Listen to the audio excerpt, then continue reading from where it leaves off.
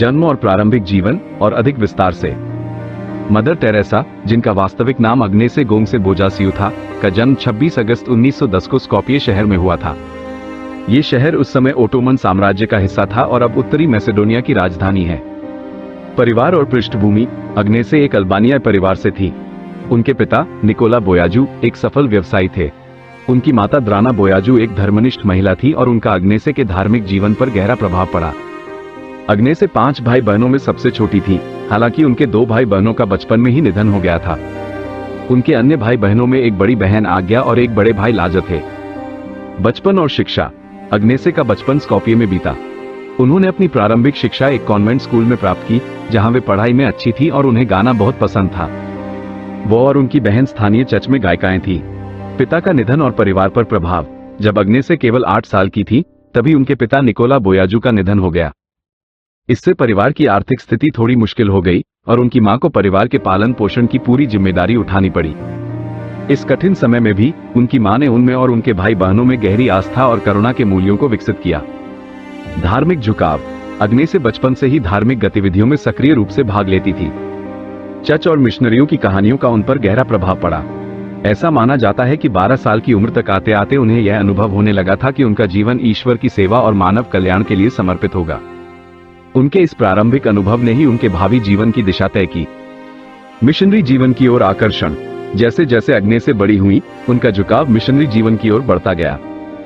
उन्हें सुदूर देशों में जाकर गरीबों और जरूरतमंदों की सेवा करने वाली मिशनरियों के कार्यों से प्रेरणा मिली। इसी प्रेरणा ने उन्हें 18 साल की उम्र में सिस्टर्स ऑफ लोरेटो में शामिल होने और भारत जाने का फैसला लेने के लिए प्रेरित किया। मिशनरी बनने का निर्णय और आयरलैंड आगमन और अधिक विस्तार से। मदर टेरेसा के जीवन का यह महत्वपूर्ण पड़ाव था जब उन्होंने सांसारिक जीवन त्याग कर स्वयं को पूरी तरह से ईश्वर और मानव सेवा के लिए समर्पित करने का निश्चय किया। निर्णय और बुलावा। 18 साल की कम उम्र में ही अग्नेसे ने महसूस किया कि उनका जीवन मिशनरी कार्य के लिए है। यह उनके बचपन के गहरे धार्मिक झुकाव और मिशनरियों की कहानियों से मिली प्रेरणा का परिणाम था। उन्होंने गरीबों और जरूरतमंदों की सेवा करने के अपने आंतरिक बुलावे, कॉलिंग को पहचाना और इसका अनुसरण करने का साहसिक फैसला लिया। सिस्टर्स ऑफ लोरेटो में शामिल होना। उन्होंने आयरलैंड स्थित सिस्टर्स ऑफ लोरेटो नामक धार्मिक मंडली में शामिल होने का निर्णय लिया। यह मंडली अपनी शैक्षिकी कार्यों और भारत में मिशनरी गतिविधियों के लिए जानी जाती थी। आयरलैंड यात्रा और अंग्रेजी सीखना। मिशनरी बनने की प्रक्रिया के हिस्से के रूप में अग्नेसे 1928 में आयरलैंड के डबलिन शहर गईं। आयरलैंड जाने का मुख्य कारण अंग्रेजी भाषा सीखना था। सिस्टर्स ऑफ लोरेटो भारत में अपने स्कूलों में अंग्रेजी माध्यम से पढ़ाती थी, इसलिए भारत में मिशनरी कार्य करने के लिए अंग्रेजी सीखना आवश्यक था। डबलिन में रहते हुए उन्होंने अंग्रेजी भाषा का ज्ञान प्राप्त किया। नाम परिवर्तन। यहीं आयरलैंड में धार्मिक मंडली में शामिल होने के बाद उन्होंने अपना नाम बदलकर सिस्टर मेरी टेरेसा रखा। ये नाम उन्होंने सेंट थेरेस ऑफ लिस्यू के सम्मान में चुना था, जो मिशनरियों की संरक्षक संत मानी जाती हैं। घर और परिवार से विदा। सिस्टर्स ऑफ लोरेटो में शामिल होने और मिशनरी जीवन अपनाने के अपने निर्णय के साथ अग्नेसे ने अपना घर और परिवार छोड़ दिया। आयरलैंड जाने के बाद वह फिर कभी अपनी मां और बहन से नहीं मिल पाई। यह उनके लिए एक बड़ा त्याग था, लेकिन उन्होंने अपने चुने हुए मार्ग पर आगे बढ़ने का दृढ़ निश्चय किया। भारत आने की तैयारी। आयरलैंड में कुछ महीनों तक रहकर अंग्रेजी सीखने और प्रारंभिक प्रशिक्षण प्राप्त करने के बाद सिस्टर टेरेसा भारत में मिशनरी कार्य शुरू करने के लिए तैयार हो गई। उनका अगला कदम भारत के लिए रवाना होना था, जहां उनके जीवन का सबसे महत्वपूर्ण कार्य उनका इंतजार कर रहा था। भारत आगमन और कोलकाता में अध्यापन और अधिक विस्तार से। आयरलैंड में अपनी प्रारंभिक ट्रेनिंग और अंग्रेजी सीखने के बाद सिस्टर टेरेसा मिशनरी कार्य के लिए भारत आईं। भारत में आगमन। सिस्टर टेरेसा 6 जनवरी 1929 को भारत के कोलकाता, तब कलकत्ता शहर पहुंची। भारत आकर उन्होंने सबसे पहले दार्जिलिंग का रुख किया, जो हिमालय की तलहटी में स्थित एक शांत स्थान था। दार्जिलिंग में प्रारंभिक प्रशिक्षण। दार्जिलिंग में सिस्टर्स ऑफ लोरेटो के कॉन्वेंट में उन्होंने नन के तौर पर अपनी औपचारिक ट्रेनिंग जारी रखी। इस दौरान उन्होंने भारतीय परिवेश को समझा और यहाँ के जीवन को करीब से देखा। उन्होंने बंगाली भाषा भी सीखी, जो उनके भावी कार्य में अत्यंत सहायक सिद्ध हुई। 24 मई 1931 को दार्जिलिंग में ही उन्होंने अपनी पहली धार्मिक प्रतिज्ञा ली, जिसमें उन्होंने आजीवन अविवाहित रहने और धार्मिक मंडली के नियमों का पालन करने का संकल्प लिया। यहीं से उन्हें औपचारिक रूप से सिस्टर टेरेसा कहा जाने लगा। कोलकाता के सेंट मैरिज स्कूल में अध्यापन। अपनी ट्रेनिंग पूरी करने के बाद सिस्टर टेरेसा कोलकाता आ गईं और लोरेटो कॉन्वेंट द्वारा संचालित सेंट मैरीज हाई स्कूल में पढ़ाने लगी। ये स्कूल मुख्य रूप से धनी परिवारों की लड़कियों के लिए था। शिक्षण कार्य और अवधि। सिस्टर टेरेसा ने इस स्कूल में भूगोल और इतिहास जैसे विषय पढ़ाए। वो एक समर्पित और कुशल शिक्षिका थी और उनके छात्र उनसे बहुत स्नेह करते थे। उन्होंने लगभग 20 वर्षों तक इस स्कूल में अध्यापन कार्य किया और 1944 में वो इसी स्कूल की प्रिंसिपल भी बनी। पड़ोसी गरीबी का अनुभव। सेंट मैरीज स्कूल कॉन्वेंट की चारदीवारी के भीतर एक आरामदायक और सुरक्षित माहौल था। हालांकि सिस्टर टेरेसा ने कॉन्वेंट के बाहर कोलकाता शहर में फैली भयावह गरीबी, बीमारी और दुख को देखा।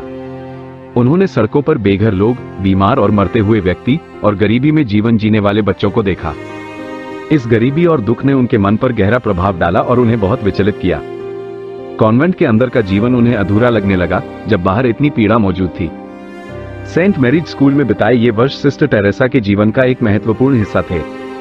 अध्यापन के दौरान उन्होंने भारतीय समाज को करीब से समझा और यहाँ की जरूरतों को महसूस किया। यहीं पर गरीबी और दुख के प्रत्यक्ष अनुभव ने उनके जीवन की दिशा बदलने में अहम भूमिका निभाई, जिसने उन्हें आगे चलकर call within the call का अनुभव कराया। Call within the call का अनुभव और अधिक विस्तार से। मदर टेरेसा के जीवन में 10 सितंबर 1946 का दिन एक अत्यंत महत्वपूर्ण मोड़ था। इसी दिन उन्हें एक ऐसा गहरा आध्यात्मिक अनुभव हुआ जिसे उन्होंने बाद में call within the call, बुलावा के भीतर बुलावा, बताया। घटना का संदर्भ। सिस्टर टेरेसा उस समय कोलकाता के सेंट मैरीज स्कूल में पढ़ा रही थी। वार्षिक रिट्रीट, कुछ समय के लिए एकांत और प्रार्थना के लिए जाना के लिए वो ट्रेन से कोलकाता से दार्जिलिंग यात्रा कर रही थी। ये यात्रा चिंतन और मनन के लिए थी। Call within the call का अनुभव। इसी ट्रेन यात्रा के दौरान सिस्टर टेरेसा को एक तीव्र आंतरिक प्रेरणा मिली। उन्हें स्पष्ट रूप से महसूस हुआ कि उन्हें कॉन्वेंट की आरामदायक और सुरक्षित दुनिया को छोड़कर गरीबों में सबसे गरीब लोगों के बीच जाकर उनकी सेवा करनी चाहिए। ये सिर्फ एक विचार नहीं था, बल्कि एक शक्तिशाली अनुभव था जिसे उन्होंने सीधे ईश्वर का निर्देश माना। उन्हें लगा कि ईश्वर उन्हें झुग्गी झोपड़ियों में रहने वाले सबसे असहाय और तिरस्कृत लोगों की सेवा करने के लिए बुला रहे हैं, उनके साथ रहकर, उनके जैसा जीवन जीकर। बुलावे का अर्थ। Call within the call का मतलब था कि उनका पहला बुलावा नन बनकर ईश्वर की सेवा करना था, लेकिन इस नए और गहन बुलावे का अर्थ था उस सेवा को एक विशेष रूप देना, सबसे गरीब और जरूरतमंद लोगों के बीच सीधे काम करना, न कि सिर्फ एक संस्था के माध्यम से। यह एक तरह से उनके समर्पण के स्तर को और गहरा करने का आह्वान था। चुनौती और संघर्ष। यह अनुभव सिस्टर टेरेसा के लिए एक बड़ी चुनौती लेकर आया। इसका मतलब था लोरेटो कॉन्वेंट में अपने स्थापित जीवन, अपनी पहचान और सुरक्षा को छोड़ना। कॉन्वेंट का जीवन आरामदायक था और उन्हें सम्मान प्राप्त था, जबकि झुग्गियों में जाकर काम करने का मतलब था अनिश्चितता, कठिनाइयां और समाज के सबसे निचले तबके के साथ रहना। यह फैसला लेना आसान नहीं था और इसके लिए उन्हें काफी आंतरिक संघर्ष से गुजरना पड़ा। निर्णय और अगला कदम। इस गहन अनुभव के बाद सिस्टर टेरेसा को यह स्पष्ट हो गया कि उनका मार्ग बदल गया है। उन्होंने इस बुलावे का अनुसरण करने का दृढ़ निश्चय किया, भले ही यह कितना भी कठिन क्यों न हो। इस अनुभव ने उन्हें अपनी भावी मिशनरीज ऑफ चैरिटी की स्थापना और गरीबों के प्रति उनके आजीवन समर्पण के लिए प्रेरित किया। यह उनके जीवन की वह निर्णायक घड़ी थी जिसने उन्हें एक शिक्षिका से गरीबों की मां के रूप में बदल दिया। ये call within the call का अनुभव ही था जिसने मदर टेरेसा को कॉन्वेंट की चारदीवारी से निकालकर कोलकाता की झुग्गियों में गरीबों की सेवा के लिए प्रेरित किया और उनके महान मानवीय कार्यों की शुरुआत का कारण बना। मिशनरीज ऑफ चैरिटी की स्थापना और अधिक विस्तार से। Call within the call के गहन आध्यात्मिक अनुभव के बाद मदर टेरेसा के जीवन ने एक नई दिशा ली, जिसका परिणाम मिशनरीज ऑफ चैरिटी की स्थापना थी। कॉन्वेंट छोड़ने की प्रक्रिया। सितंबर 1946 में उस अनुभव के बाद मदर टेरेसा ने कॉन्वेंट के भीतर अपने आरामदायक जीवन को छोड़कर सीधे गरीबों के बीच जाकर सेवा करने का मन बना लिया था। यह एक आसान फैसला नहीं था और इसके लिए उन्हें चर्च के अधिकारियों से अनुमति लेनी आवश्यक थी। उन्होंने कोलकाता के आर्कबिशप फर्डिनांड परिया के समक्ष अपनी बात रखी और कॉन्वेंट छोड़कर एक स्वतंत्र नन के रूप में काम करने की अनुमति मांगी। ये प्रक्रिया आसान नहीं थी और इसमें समय लगा। अंततः 1948 में उन्हें वेटिकन से भी कॉन्वेंट छोड़कर नया मिशन शुरू करने की अनुमति मिल गई। नए जीवन की शुरुआत। अनुमति मिलने के बाद मदर टेरेसा ने लोरेटो कॉन्वेंट छोड़ दिया। उन्होंने नन की पारंपरिक पोशाक उतार दी और भारतीय महिलाओं द्वारा पहनी जाने वाली एक साधारण सफेद साड़ी अपनाई, जिसके किनारे पर नीली धारियां थीं। ये साड़ी बाद में मिशनरीज ऑफ चैरिटी की पहचान बनी। उन्होंने गरीबी का जीवन अपनाया और कोलकाता की झुग्गी झोपड़ियों में रहने लगी। सेवा कार्य का प्रारंभ। कॉन्वेंट छोड़ने के तुरंत बाद मदर टेरेसा ने सबसे गरीब लोगों के बीच अपना काम शुरू कर दिया। उन्होंने बिना किसी संसाधन के केवल अपनी आस्था और करुणा के साथ शुरुआत की। उन्होंने झुग्गियों में जाकर बच्चों को पढ़ाना शुरू किया, बीमारों और मरते हुए लोगों की देखभाल की और जरूरतमंदों को साफ सफाई और चिकित्सा सहायता प्रदान करने का प्रयास किया। मंडली के गठन का विचार, जैसे जैसे मदर टेरेसा का काम आगे बढ़ा, कुछ और महिलाएं भी उनके साथ जुड़ने लगी, जो गरीबों की सेवा करने के उनके जुनून से प्रेरित थीं। इनमें से कई उनकी पूर्व छात्राएं थीं। इन महिलाओं के समूह के साथ मिलकर ही मदर टेरेसा ने एक नई धार्मिक मंडली स्थापित करने का विचार किया, जिसका उद्देश्य विशेष रूप से गरीबों में सबसे गरीब लोगों की सेवा करना होगा। मिशनरीज ऑफ चैरिटी की औपचारिक स्थापना, अथक प्रयासों और ईश्वर में गहरी आस्था के साथ मदर टेरेसा को आखिरकार अपनी नई मंडली स्थापित करने की अनुमति मिल गई। 7 अक्टूबर 1950 को रोमन कैथोलिक चर्च ने आधिकारिक तौर पर मिशनरीज ऑफ चैरिटी को एक सूबा स्तरीय डायोसिसन कांग्रेगेशन मंडली के रूप में मान्यता दी। मंडली का उद्देश्य और कार्य। मिशनरीज ऑफ चैरिटी का मुख्य उद्देश्य उन लोगों की सेवा करना था जिन्हें समाज द्वारा छोड़ दिया गया था, बीमार, मरते हुए, अनाथ, बेघर और वे लोग जिन्हें कोई प्यार नहीं करता था। इस मंडली की नने गरीबी, जिया और आज्ञाकारिता के पारंपरिक वाउज, धार्मिक प्रतिज्ञाएं लेती हैं, साथ ही एक चौथा वाव भी लेती हैं, सबसे गरीब लोगों की निस्वार्थ भाव से सेवा करने का। प्रारंभिक चुनौतियां। नई मंडली की शुरुआत बहुत विनम्र तरीके से हुई थी और उसे कई चुनौतियों का सामना करना पड़ा। उनके पास संसाधन सीमित थे, लेकिन उनका दृढ़ संकल्प और ईश्वर में विश्वास अटूट था। उन्होंने दान और भिक्षाटन के माध्यम से अपने कार्य के लिए धन और सामग्री जुटाई। मिशनरीज ऑफ चैरिटी की स्थापना मदर टेरेसा के जीवन का एक महत्वपूर्ण मील का पत्थर था। यह उनके call within the call का साकार रूप था और यहीं से दुनिया भर में लाखों लोगों के जीवन को छूने वाले उनके महान सेवा कार्य की नींव रखी गई। कोलकाता में कार्य का विस्तार और विशेष केंद्रों की स्थापना और अधिक विस्तार से। मिशनरीज ऑफ चैरिटी की स्थापना के बाद मदर टेरेसा और उनकी साथी ननों ने कोलकाता के सबसे गरीब और जरूरतमंद लोगों की सेवा में खुद को पूरी तरह से समर्पित कर दिया। उनका कार्य तेजी से बढ़ा और उन्होंने विभिन्न प्रकार के लोगों की मदद के लिए विशेष केंद्र स्थापित किए। सेवा का विस्तार और बहनों का जुड़ना। 1950 में मिशनरीज ऑफ चैरिटी की शुरुआत मात्र 12 ननों के साथ हुई थी, जिनमें से कई मदर टेरेसा की पूर्व छात्राएं थीं। जैसे जैसे लोगों ने उनके निस्वार्थ सेवा कार्य को देखा, अधिक से अधिक महिलाएं इस मंडली में शामिल होने के लिए प्रेरित हुई। इससे मंडली का विस्तार हुआ और वे कोलकाता के व्यापक क्षेत्रों और विभिन्न प्रकार की जरूरतों को पूरा करने में सक्षम हुई। उन्होंने सड़कों पर रहने वाले, बीमार और बेघर लोगों की तलाश की और उनकी मदद की। निर्मल हृदय, मरते हुए लोगों के लिए घर, उनके सबसे महत्वपूर्ण कार्यों में से एक निर्मल हृदय होम फॉर डाइंग डेस्टिट्यूट्स की स्थापना थी। 1952 में कोलकाता के कालीघाट में एक पुराने अबैंडन्ड हिंदू मंदिर को स्थानीय अधिकारियों की मदद से एक ऐसे केंद्र में बदल दिया गया, जहां उन बेघर और मरते हुए लोगों को लाया जाता था जिन्हें अस्पतालों में भी भर्ती नहीं किया जाता था। निर्मल हृदय में मदर टेरेसा और उनकी बहनें इन लोगों को गरिमा और प्रेम के साथ उनके अंतिम क्षणों में देखभाल प्रदान करती थी, चाहे वे किसी भी धर्म के हों। यहाँ उन्हें साफ सफाई, भोजन और दर्द से राहत देने का प्रयास किया जाता था। निर्मला शिशु भवन, अनाथ और परित्यक्त बच्चों के लिए गरीबी और सामाजिक समस्याओं के कारण कई बच्चों को छोड़ दिया जाता था या वे अनाथ हो जाते थे। इन बच्चों की देखभाल और सुरक्षा के लिए मदर टेरेसा ने निर्मला शिशु भवन चिल्ड्रंस होम की स्थापना की। यहाँ बेघर, अनाथ और विकलांग बच्चों को आश्रय दिया गया, उनकी देखभाल की गई और उन्हें प्यार भरा माहौल प्रदान किया गया। ये केंद्र इन बच्चों के लिए आशा की किरण बना। शांति नगर, कुष्ठ रोगियों के लिए। उस समय कुष्ठ रोग को एक भयानक बीमारी माना जाता था और कुष्ठ रोगियों को अक्सर समाज से बहिष्कृत कर दिया जाता था। मदर टेरेसा और उनकी मंडली ने कुष्ठ रोगियों की पीड़ा को समझा और उनकी सेवा के लिए Shanti Nagar town of peace नामक एक कॉलोनी और केंद्र की स्थापना की। ये केंद्र कोलकाता के बाहर आसनसोल के पास स्थापित किया गया था। यहाँ कुष्ठ रोगियों को चिकित्सा देखभाल, आश्रय और सामाजिक समर्थन प्रदान किया गया ताकि वे गरिमापूर्ण जीवन जी सकें। अन्य सेवा कार्य। इन प्रमुख केंद्रों के अलावा मिशनरीज ऑफ चैरिटी ने कोलकाता में स्ट्रीट स्कूल शुरू किए, जहां झुग्गी झोपड़ियों के बच्चों को प्रारंभिक शिक्षा दी जाती थी।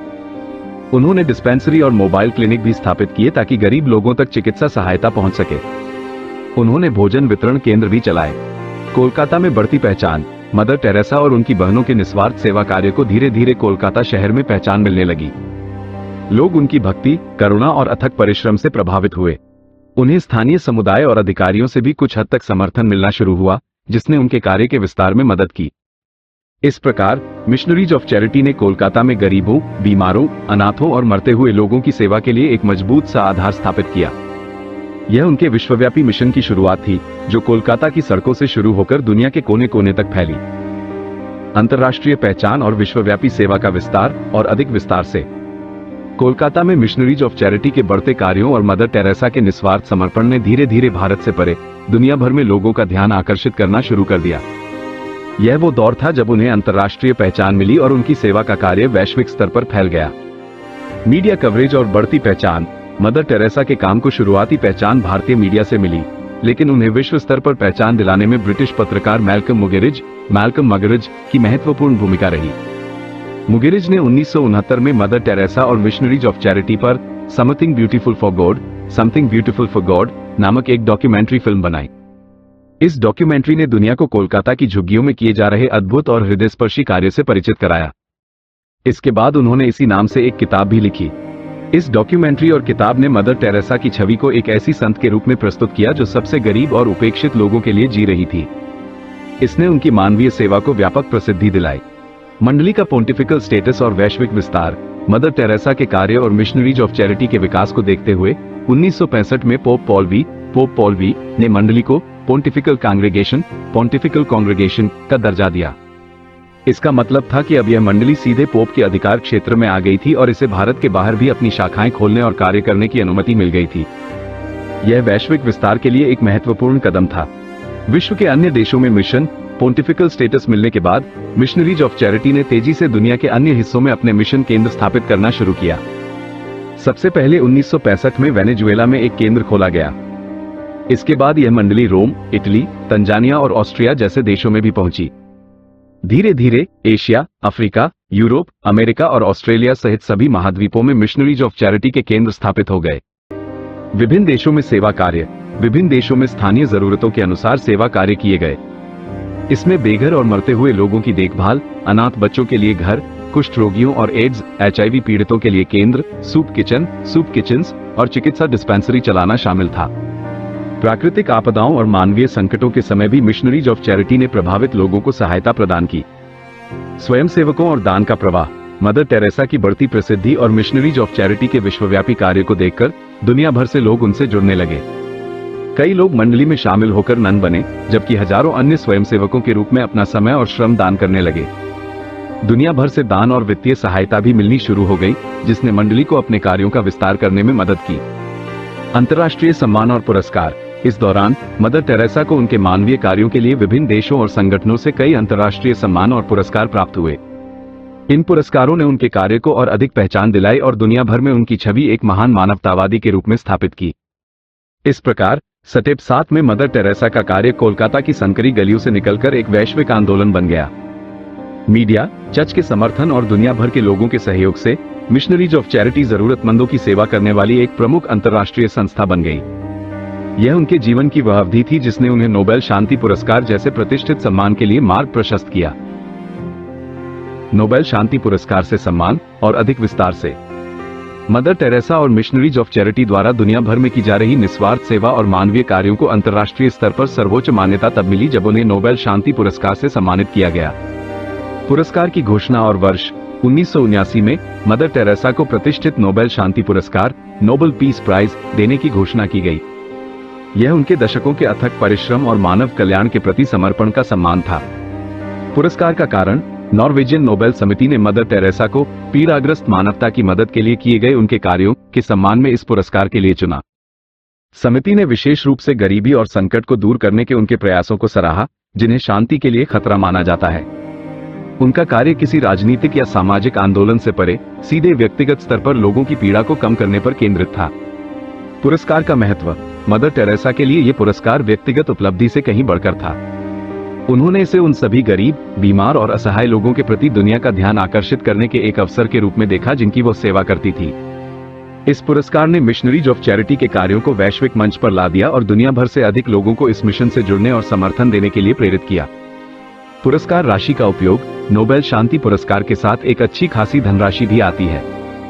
मदर टेरेसा ने पुरस्कार समारोह के लिए पारंपरिक भोज को रद्द करने का अनुरोध किया और इसके बजाय उस पैसे को गरीबों के लिए दान करने का आग्रह किया। उन्होंने पुरस्कार में मिली लगभग 192,000 अमेरिकी डॉलर की पूरी राशि को मिशनरीज ऑफ चैरिटी के माध्यम से जरूरतमंदों की सेवा के लिए समर्पित कर दिया। यह उनके व्यक्तिगत विरक्ति और गरीबों के प्रति पूर्ण समर्पण का एक और प्रमाण था। स्वीकृति भाषण का संदेश। नोबेल शांति पुरस्कार स्वीकार करते समय दिए गए अपने भाषण में मदर टेरेसा ने दुनिया का ध्यान सबसे गंभीर गरीबी और उपेक्षा की ओर खींचा। उन्होंने कहा कि सबसे भयानक गरीबी अकेलेपन और अवांछित होने की भावना है। उन्होंने युद्ध और हिंसा को समाप्त करने के लिए प्रेम और करुणा के महत्व पर जोर दिया। उनका भाषण उनके सरल और शक्तिशाली संदेश को दर्शाता था कि प्रेम और सेवा के छोटे छोटे कार्य दुनिया में बड़ा बदलाव ला सकते हैं। उन्होंने दुनिया भर के लोगों से गरीबों में मसीह को देखने और उनकी सेवा करने का आग्रह किया। बढ़ता वैश्विक ध्यान और समर्थन। नोबेल शांति पुरस्कार ने मदर टेरेसा को एक विश्वव्यापी प्रतीक बना दिया। दुनिया भर के लोग उनके काम और उनके संदेश से प्रेरित हुए। इससे मिशनरीज ऑफ चैरिटी को मिलने वाले दान और स्वयंसेवकों की संख्या में और वृद्धि हुई, जिससे वे अपनी सेवा का विस्तार अधिक स्थानों तक कर सके। नोबेल शांति पुरस्कार मदर टेरेसा के जीवन और कार्य की एक महत्वपूर्ण मान्यता थी, जिसने न केवल उनके मिशन को वैश्विक पहचान दी बल्कि दुनिया भर के लोगों को मानवता की सेवा के लिए प्रेरित भी किया। स्वास्थ्य में गिरावट और निधन और अधिक विस्तार से। जीवन भर गरीबों और बीमारों की सेवा में समर्पित रहने के कारण मदर टेरेसा का स्वास्थ्य उनके अंतिम वर्षों में धीरे धीरे बिगड़ने लगा था। लगातार यात्रा, अथक परिश्रम और बढ़ती उम्र का उनके शरीर पर असर पड़ने लगा था। स्वास्थ्य समस्याएं। 1980 के दशक की शुरुआत से ही मदर टेरेसा को स्वास्थ्य संबंधी परेशानियां होने लगी थी। उन्हें मुख्य रूप से हृदय संबंधी हार्ट रिलेटेड समस्याएं थी। 1983 में रोम में पोप जॉन पॉल द्वितीय से मुलाकात के दौरान उन्हें पहला दिल का दौरा पड़ा। 1989 में उन्हें एक और दिल का दौरा पड़ा, जिसके बाद उन्हें पेसमेकर लगाया गया। इसके अलावा उन्हें निमोनिया और अन्य बीमारियां भी हुई। स्वास्थ्य का कार्य पर प्रभाव। बिगड़ते स्वास्थ्य के बावजूद मदर टेरेसा ने अपना काम और यात्राएं जारी रखी। हालांकि उनकी शारीरिक क्षमताएं सीमित होने लगी थी। उन्हें थकान जल्दी होती थी और कभी कभी यात्रा करना मुश्किल हो जाता था। इसके बावजूद उनका सेवा करने का जज्बा और दृढ़ संकल्प कम नहीं हुआ। वो लगातार मिशनरीज ऑफ चैरिटी के कार्यों की देखरेख करती रहीं और दुनिया भर में अपनी बहनों को प्रेरित करती रहीं। नेतृत्व का हस्तांतरण। अपनी गिरती सेहत को देखते हुए और यह सुनिश्चित करने के लिए कि उनके बाद भी मिशनरीज ऑफ चैरिटी का कार्य सुचारू रूप से चलता रहे, मदर टेरेसा ने धीरे धीरे नेतृत्व की जिम्मेदारियां अपनी मंडली की अन्य योग्य सिस्टर्स को सौंपनी शुरू कर दी। मार्च 1997 में उन्होंने आधिकारिक तौर पर मिशनरीज ऑफ चैरिटी के प्रमुख सुपीरियर जनरल का पद छोड़ दिया। सिस्टर निर्मला जोशी को उनकी उत्तराधिकारी चुना गया। अंतिम दिन और निधन। पद छोड़ने के बाद भी मदर टेरेसा कोलकाता में रहीं और मंडली के कार्यों में मार्गदर्शन देती रहीं। उनका स्वास्थ्य लगातार बिगड़ता रहा। 5 सितंबर 1997 को 87 वर्ष की आयु में हृदय गति रुकने कार्डियक अरेस्ट के कारण कोलकाता में उनका निधन हो गया। शोक और सम्मान। मदर टेरेसा के निधन की खबर दुनिया भर में फैल गई और लोगों में गहरा शोक व्याप्त हो गया। विभिन्न देशों के नेताओं, धार्मिक गुरुओं और आम लोगों ने उन्हें श्रद्धांजलि दी। उनके निधन को मानवता के लिए एक बड़ी क्षति माना गया। उनकी अंतिम संस्कार यात्रा कोलकाता की सड़कों पर निकाली गई, जिसमें हजारों लोग शामिल हुए जो उनके प्रति सम्मान और प्रेम व्यक्त कर रहे थे। उन्हें राजकीय सम्मान के साथ कोलकाता में ही दफनाया गया। विरासत का जारी रहना। मदर टेरेसा के निधन के बाद भी मिशनरीज ऑफ चैरिटी ने उनके द्वारा स्थापित मूल्यों और सिद्धांतों पर चलते हुए जरूरतमंदों की सेवा करना जारी रखा है। उनकी मृत्यु के समय तक मिशनरीज ऑफ चैरिटी 123 देशों में 610 मिशन चला रही थी, जिसमें 4000 से अधिक नने और हजारों स्वयंसेवक शामिल थे। मदर टेरेसा का निधन एक युग का अंत था, लेकिन उनके जीवन और उनके कार्य की विरासत आज भी दुनिया भर में लाखों लोगों को प्रेरणा दे रही है और जरूरतमंदों के जीवन में आशा का संचार कर रही है। संत घोषित होना और अधिक विस्तार से। कैथोलिक चर्च में किसी व्यक्ति को संत घोषित करना एक लंबी और कठोर प्रक्रिया है, जिसमें उनके जीवन की पवित्रता, गुणों और चमत्कारों की गहन जांच शामिल होती है। मदर टेरेसा के निधन के बाद उनकी असाधारण सेवा और पवित्रता को देखते हुए उन्हें संत घोषित करने की प्रक्रिया शुरू की गई। कैननाइजेशन की प्रक्रिया। कैथोलिक चर्च में संत घोषित करने की प्रक्रिया को कैननाइजेशन कहा जाता है। ये प्रक्रिया कई चरणों में पूरी होती है। पहला महत्वपूर्ण चरण बीटिफिकेशन होता है, जिसके बाद व्यक्ति को धन्य ब्लेसेड घोषित किया जाता है। संत घोषित होने के लिए आमतौर पर 2 चमत्कारों की आवश्यकता होती है, जिन्हें उस व्यक्ति की फर्स्ट प्राच्य मध्यस्थता से हुआ माना जाता है। बीटिफिकेशन और पहला चमत्कार। मदर टेरेसा के निधन के लगभग 2 साल बाद ही पोप जॉन पॉल II ने संत घोषित करने की प्रक्रिया को तेजी से आगे बढ़ाने के लिए एक विशेष अनुमति स्पेशल डिस्पेंसेशन दी।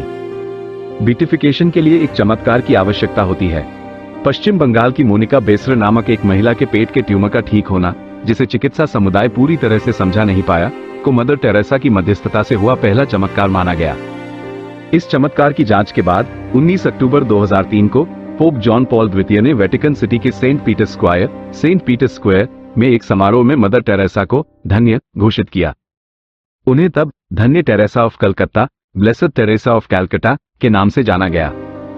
कैननाइजेशन के लिए दूसरा चमत्कार, संत घोषित होने के लिए एक और चमत्कार की आवश्यकता थी।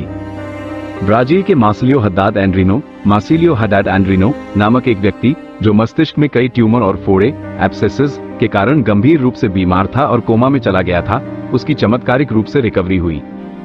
चिकित्सा जांच में इस ठीक होने का कोई वैज्ञानिक कारण नहीं मिला। इस घटना को मदर टेरेसा की मध्यस्थता से हुआ दूसरा चमत्कार माना गया। संत घोषित होना, दूसरे चमत्कार को आधिकारिक मान्यता मिलने के बाद मदर टेरेसा को संत घोषित करने का मार्ग प्रशस्त हो गया। 4 सितंबर 2016 को वेटिकन सिटी के सेंट पीटर्स स्क्वायर में आयोजित एक भव्य समारोह में पोप फ्रांसिस ने मदर टेरेसा को संत घोषित किया। इस ऐतिहासिक क्षण के गवाह बनने के लिए दुनिया भर से लाखों लोग वेटिकन पहुंचे थे। संत का नाम, संत घोषित होने के बाद उन्हें आधिकारिक तौर पर संत Teresa of Calcutta, saint Teresa of Calcutta के नाम से जाना जाने लगा।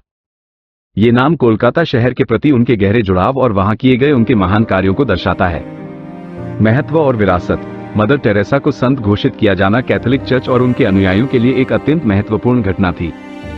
यह उनके पवित्र जीवन, उनके हेरोइक वर्च्यूज, वीरतापूर्ण गुणों और ईश्वर के प्रति उनके गहरे प्रेम की सर्वोच्च मान्यता थी। संत के रूप में उन्हें अब कैथोलिकों द्वारा ईश्वर से प्रार्थना करने और प्रार्थनाओं का उत्तर दिलाने में सक्षम माना जाता है। उनका जीवन और संत की उपाधि दुनिया भर में लोगों को निस्वार्थ सेवा, करुणा और प्रेम का जीवन जीने के लिए प्रेरित करती रहती है। मिशनरीज ऑफ चैरिटी आज भी उनके सिद्धांतों पर चलते हुए जरूरतमंदों की सेवा कर रही है। मदर टेरेसा का संत घोषित होना उनके असाधारण जीवन और मानवता के प्रति उनके अतुलनीय योगदान का एक स्थायी प्रमाण है। वो दुनिया भर में लाखों लोगों के दिलों में संत टेरेसा के रूप में हमेशा जीवित रहेंगी।